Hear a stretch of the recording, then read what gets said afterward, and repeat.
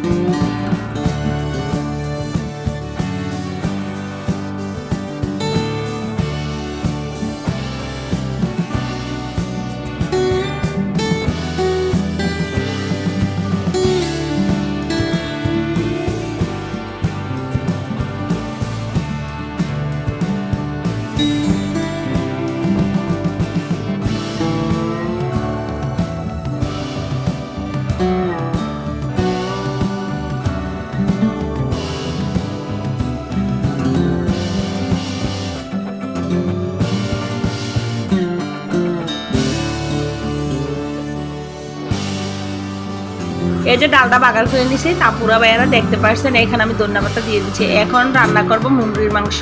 তো এখন মুরগি বাজানোর জন্য আমি তেল দিয়ে দিলাম আর মুরগিটা আমি মাখিয়ে নিছি, মুরগি আলু একসাথে মাখিয়ে নিছি। তো এখানে দিচ্ছি মরিচের গুঁড়া, হলুদের গুঁড়া, লবণ দিয়ে আমি মুরগিটা আলুটা একসাথে মাখাইছি। তো এখন তেলটা গরম হওয়ার সাথে সাথে আমি দিয়ে দেবো এখানে মুরগিগুলা। তো মুরগিগুলা ভাজার পরে আলুগুলা ভাজবো। তো আমার আপুরা ভাইয়েরা ভিডিওটা দেখতে থাকুন।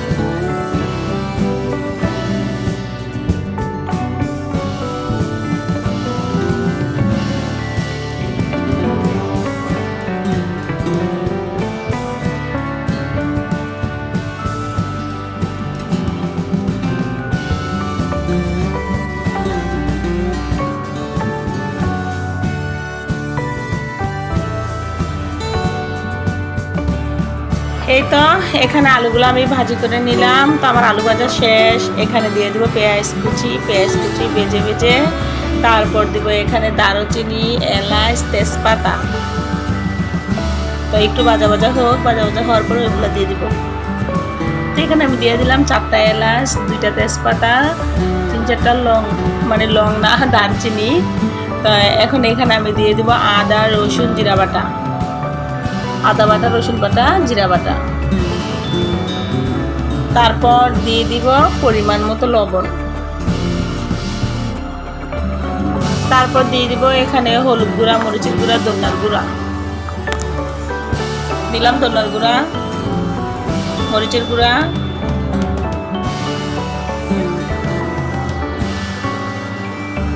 আর দিয়ে দিব মশলার গুঁড়া, এলাচ, দারচিনি সব কিছু মিলে একটা মশলা করা রাখছি আমি, ওই মশলার গুঁড়াটাও দিয়ে দিলাম। আর দিয়ে দিলাম একটু গরম পানি।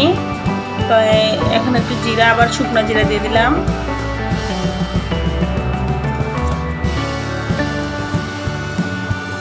আমি এভাবে পানির ভিতরে মশলাটা কষিয়ে তারপরে মুরগির 2টা পা আছে, পাগুলো আগে দিয়ে দিব, কারণ পাগুলো তো ভাজি করি নাই, এই জন্য পাগুলো আগে দিয়ে দিব। তারপরে এখানে দিব ভাজি করে রাখা মুরগি আর আলু। তো আমার আপুরা ভাইয়ারা আমার ভিডিওটা দেখতে থাকুন। রান্না শেষে আবার ফিরে আসছি।